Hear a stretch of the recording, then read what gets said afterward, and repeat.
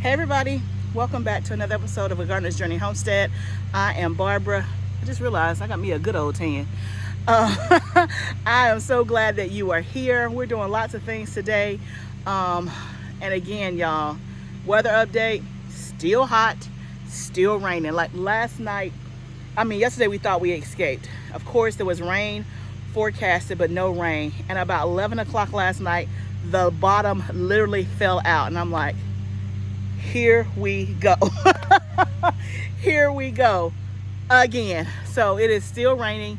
It is still hot to the point that you can't even be outside in the daytime. It has not rained today, but that doesn't mean anything based on yesterday. But anyway, I'm in zone 7A. I'm in Tennessee. So we're doing a few things today on the farm. My husband and son are working on the other trellis. I'll take you over there and let you see some of our progress. And then I am doing a little bit of organization. So I thought I'd take you along with me so you can kind of see what I got going on. This here are all of my, not all, but these right here. Look at, y'all see that? Look how clean my trays look. Look how clean my trays look. And all my cups, not all of them, my daughter's still working on them, but my daughter, who is home from college, she makes extra money by helping me out. She is not an outdoors person, and I used to say I wasn't an outdoors person, so maybe there's still hope for her to one day be an outdoors person, because I've never been an outdoors person. But so this is how she contributes to the farm. She keeps me organized. She does all of my labeling for like my seedlings. Not my seedlings, my seeds. She keeps those organized for me. She keeps the root cellar organized for me, and she washes all of my pots and trays. And so I'm gearing up for getting ready to start fall crops. Not today, not this week, but probably in a couple of weeks. I could start today if I wanted to, but I got other stuff pressing that's more of a priority. So I'll probably be starting in the next couple of weeks or so. I'll definitely take you along. But of course, you guys know that we had a hard, we did a lot of seedlings in the spring gearing up for summer. I started over 500 seeds. So all of my stuff, is crummy and, just dirty. And it's been used. And so before I start my fall seedlings and fall crops and just reuse my stuff again, I like to clean in between seasons so that there's no bacteria, and just start off with a clean slate. And you should get in the habit of doing that too. And maybe, again, you don't do it twice a year. Maybe you just do it once a year after your big summer, especially if you don't do anything in the fall. But anyway, that's what I do. And so I'm trying to be a little bit organized. And y'all, I have been on this kick in the past week or so. I would say even before last week, one of my goals this year in my personal life, business life, and just in my life in general was to get rid of clutter and to be more organized, like in my house, in my office. Like, I don't know about you, but we have a junk drawer. Mail stacks up on the counter when you first come in. And you know how you just become oblivious to something because it's always there? But then one day you're like, why is this here? That's where I am. Like, why? I want everything to have a place. I don't want to see clutter. Like, I love for my house to be clean, and I just want it to be clean. I want my spaces to be clean. And right now that is not the case. That is not the case, but it's about to be the case. So you guys know I have cleaned up my greenhouse a few times. When you're doing, it's a working high tunnel. It's a working garden.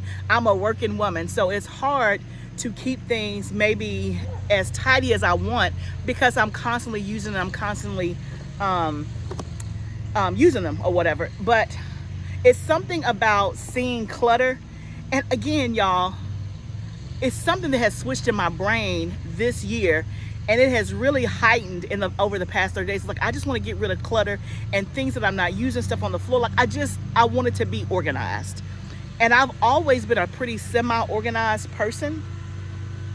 Not anal, but just like middle of the road.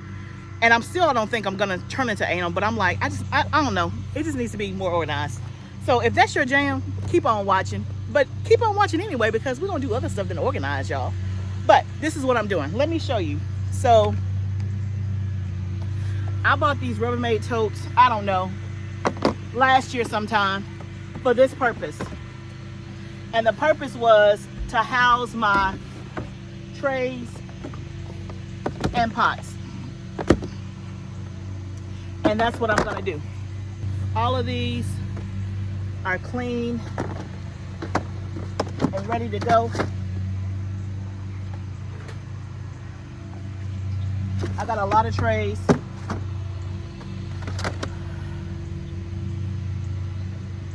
Let's see. Okay, I think that's all that's clean so far.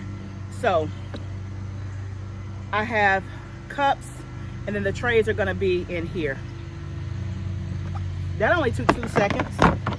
These bins I bought literally probably last year. They've been in my garage.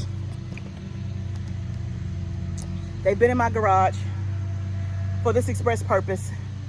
And I keep meaning to bring them down here.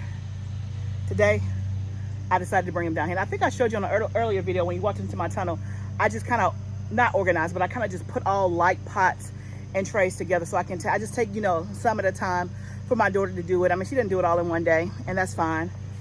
She does so many, you know, every week, and I just take a stack. And so this is what she's done so far. And she's home for another, I don't know, 30 days. So I gotta get everything, squeeze everything out of her that I can get. Like, I almost feel, y'all, and I hate to say this, but this is true.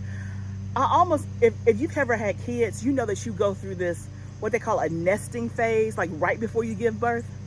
But y'all, I ain't pregnant. I'm done having kids. For those who don't know, my daughter will be 20 in just a few days, and our son is 15. So we are done having kids. But that's the way it feels. Like, I just feel like I got a nest, like just get everything together and organized. I don't know what it is, but it's not a bad thing. So we'll just go with it. So let me take you in the tunnel and show you how the seedlings are doing. And then we'll go out to the in-ground garden and show you the trellis. Okay, so here's the second trellis that's going up. You know that hubby and my son did this one that has the row of tomatoes all the way down. And then this trellis here, half of this row is purple hull peas, and then the rest of it is tomatoes. So both of those will climb. And so on the trellis, he's probably 75% done. There's, how many panels you think you have left to do? 1 or 2? 2. He has 2 panels left on the very end. And then that part will be done. Now my job is to clip and all these tomatoes to the trellis. So he is ahead of me, but not for long. Not for long. And then also you can see that he has cut this side down. It's been raining so much, so it has really grown before we can put black paper down. The goal here is to put black paper down, and right now it'll be, I think it's going to be the plain black paper without holes, because I'm not going to plant anything in it obviously this summer, because I'm done putting stuff in the ground except, you know, just the little seedlings that I have already done. But it's just to give more room, because this very last row is the watermelon and cantaloupe row patch. And so as you can see, they are doing pretty good. No complaints on those. But before he cut the grass, they were all, as you can see, kind of encroaching and kind of getting mixed in with the grass. But once we have the black paper down, they can just see, like you can see that branch there. Once the black paper is down, then it'll just run on the black paper, and it'll just be one continuous, and you'll be able to see it, and then we don't have to worry about keeping this cut. Now, the goal will be is, can we get this black paper down before it grows back? That is the plan. That is the plan for sure. And it'll just stay with black paper until we're ready to expand the garden and actually plant in this space, which I don't know when that'll be, but I can assure you it's not going to be this summer. And then of course we have the opposite side, on the other side, that he actually just cut. When did you cut that, babe? About 4 or 5 days ago? Yeah. And it's already grown back because of all of this rain. Let me show you. This side right there. So now I do plan to plant over here. I think I'm gonna do my garlic there over the winter is what I'm thinking, and also lettuce I don't know, we'll see, but we got to put black paper down. But I think on this side I'll do the black paper with the holes, but it's going to be a different spacing. The only thing about using the black paper with the holes, if I'm not going to plant in it, then weeds are going to grow through the holes. Now obviously that's less weeds than if I didn't have any paper down at all, but like in my watermelon, I planted every other hole because those holes are 18 inches apart and I wanted my watermelon 3 feet apart. So in any hole that's not planted, weeds are growing.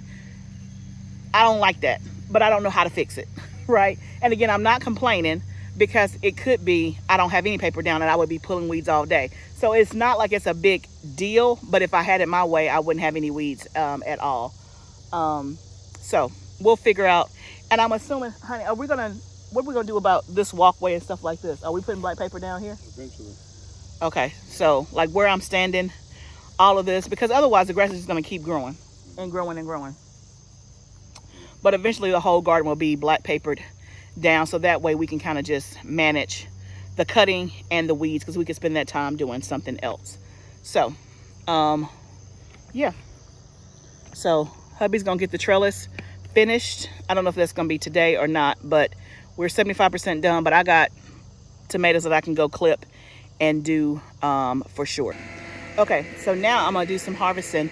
I actually have an order to fill tomorrow.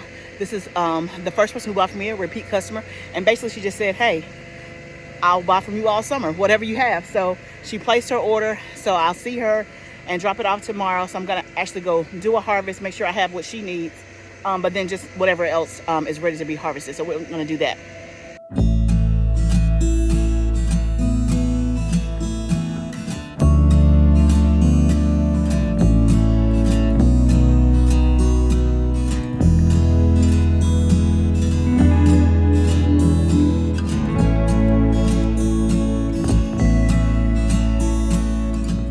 Okay, y'all, let me show you. Do y'all see this? A lot of bell peppers. But here's the reason why I harvested, and I want to talk about it. And let me find one. So my peppers in the in-ground space, first of all, y'all know I don't do green bell peppers. Everything that I'm growing is a red, yellow, or orange, except I have a couple of green bell peppers that I got on clearance. I think they're called, I don't remember what they're called. Anyway, I got them on clearance. I told you guys about it. But my peppers in the in-ground garden, I've never had this before, and I think it's blossom end rot, but I wanted to show you guys so you can tell me. You see that? And it's really, really soft right there. This is what my peppers are doing before they can even turn. All of them in that first row, until you get maybe the last 25% down the row. The ones on the far end so far have not done it, but they're not as big as these, right? So I'm having a couple of different issues. One, they're growing like this, which I don't know if that's a big deal, instead of like, you know, tubular shape as a regular bell pepper. They have like this pointed end, but then they're all getting these. I've never ever had my tomatoes do this. So again, something new all the time when it comes to gardening. So that one failed. So it's been going on for like the past week, and so I'm trying to let them blush before I bring them in the house, because y'all know I don't like green bell peppers like that. I want them to be colored because that's when they have better flavor and more sweet. But when I let them try to get red, they all have had this. So I cannot sell this, right? Now I read that if it's blossom end rot, that it doesn't impact the rest of the tomato, that I could cut this part off and still use it myself. So that's what I'm gonna do, because the ones that I try to let get red, like the longer I keep it on there, this just spreads and spreads and spreads, right? So that's why I went ahead and I just pulled all of those bell peppers before they get any of that, so that I can at least have preserved something and not let them all go to, like, because y'all look, most of this basket is bell peppers, and you see how big the basket is. There's probably at least 15 or 20 bell peppers. So I can't sell them like that. but I can use them. And even though it's not my preference, I can chop these up, put them in the freezer. They can go in chilies, soups, and things like that. They can also go in relish.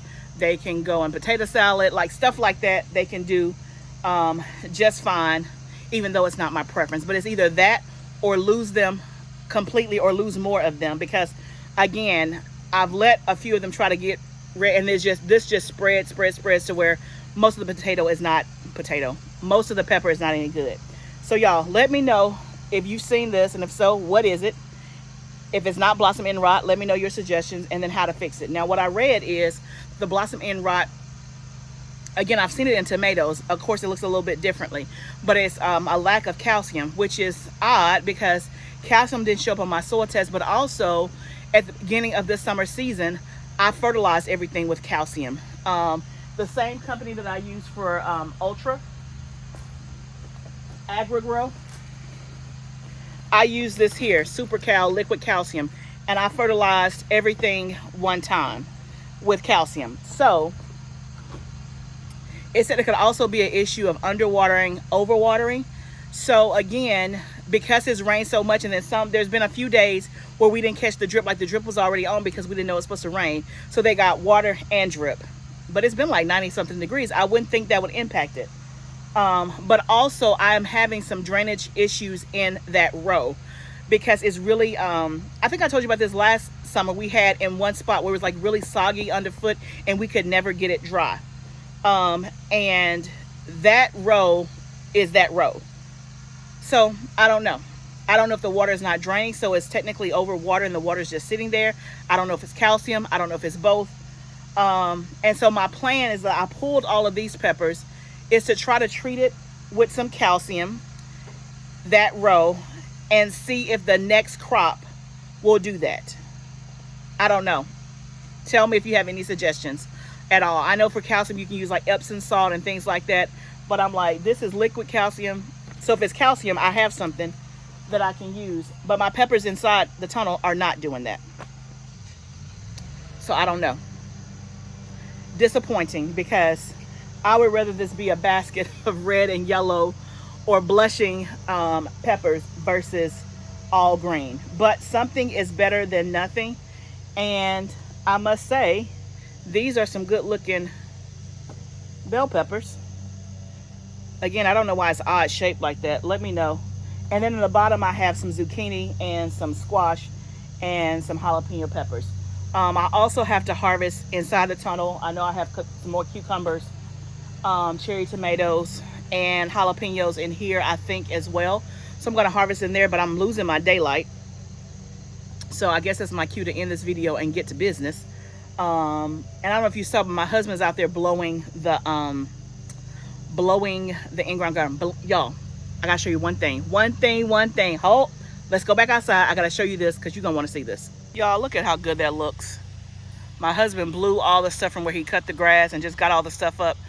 Ideally, I would love for my garden like this all the time, as well as in my tunnel, but it's hard to pick, plant, harvest, and then go back and sweep. That's why I need some help, but that's not what this is about. Let me show you this right here. Do y'all see that? Do y'all see this watermelon? I don't understand. My husband saw this as he was blowing. I didn't even know that this was up under the leaves, because the rest of my plants just have this little bitty flower and a little bitty watermelon starting to go. But this one is like, it's like on its way, y'all. I'm so surprised. I don't even know. Yeah, I don't even know how is that big, and all the rest of them are teeny tiny. But, and I'm not sure what kind that is. So let me show you what, let me tell you what I planted. I'm so excited. So y'all know one of my goals this year was to be better about my labeling. And I thought I did a better job about labeling, but I don't know if somebody came and ate my labels or what, but they're not everywhere they're supposed to be. So I don't know what some of this stuff is. But for this row, I planted cantaloupe. I think I planted Hill's Best Jumbo and something called Something Sweet. I only planted a few of those. Then I planted strawberry watermelon, which is a regular size, like, you know, elongated watermelon. I cannot wait to taste that. The picture looks so good. So I don't know if that's that, because it's kind of in that shape. Then I planted Sugar Baby, which is like a mini watermelon. That's what I planted last year. So it's like a round mini watermelon, like your own personal size watermelon. And the strawberry watermelon is like more of a traditional elongated, which I'm thinking that's what that is, unless that is deformed in terms of it's not round. And then at the very, very end of this row, I did, I think, 2 Crimson and 2 Jubilee, because I didn't do those from seed. I bought those from a box store because I think they were on sale or something. I don't remember. But the majority of this row is Sugar Baby or strawberry, and then a few cantaloupe. And then we got some Crimson and Jubilee down at the back. So, okay, so that's what we have. Okay, y'all tell me, if you're growing watermelon, what kind of watermelon are you growing? I like the Sugar Baby because it's like small, personal, and it has a really sweet taste.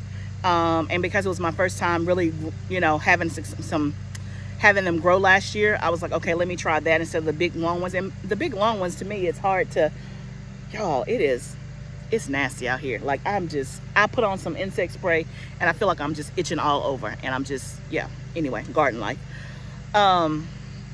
Somebody called my phone while I was videoing, so I lost my train of thought. Let me know what kind of watermelons you guys are doing, and see if there's anything I need to add new for next year. Every year I add a list of things that I want to start the next year based on what you guys tell me, based on what my other YouTube friends are growing. That's how we all learn and, you know, grow and stuff. And I'll definitely do, I think last year I did a kind of like a overview at the end of the summer about what went well, what didn't go well. I will definitely do that again. I'm taking notes as I go. But yeah, y'all, I'm excited about my watermelon. But I don't understand how this one is so far ahead of all the other ones. This one particular plant, unless I got some other ones hiding that I don't know about. I don't know. But anyway, okay, so we harvested. I got to finish harvesting in the tunnel, but I am losing daylight, as you can see. So let me go ahead and end this so that I don't have to do the end part in the dark, and then I'm going to finish harvesting and we'll be good to go. I have what the customer needs. So that's a win, that's a plus.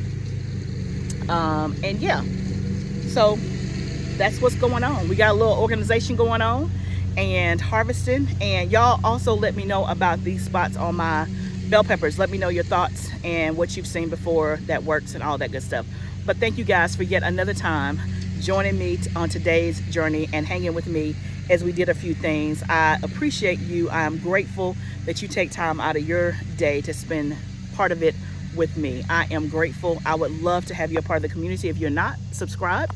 And until next time, let us grow together. I'll see you soon, friend.